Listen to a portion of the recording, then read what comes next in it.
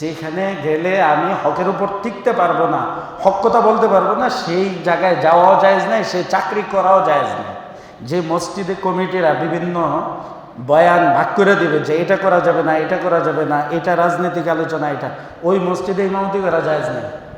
কারণ ওই মসজিদ হেদায়েত থেকে খালি। মাসাজিদুহুম আমিরা ওয়া হিয়া খারাবুম মিনাল হুদা, আল্লাহ রাসূল বলছেন কিয়ামতের আগে মসজিদগুলো হেদায়েত থেকে খালি হয়ে যাবে।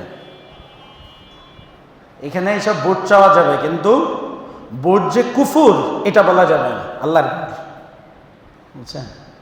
ভোট চাইলে কেউ কিছু বলে না যে আপনি রাজনৈতিক কাজ এনে এসে করতেছেন কেন, কিন্তু যদি বলেন যে এই ভোটটা কিন্তু হারাম শরীয়তে, ইসলামের মধ্যে ভোটাভুটি, এই গণতন্ত্র, এই সমাজতন্ত্র এগুলো নাই, তখন বলবে ইমাম সাহেব হুজুর আপনি এই রাজনৈতিক আলোচনার জন্য আপনার বেতন দিয়ে রাখছি,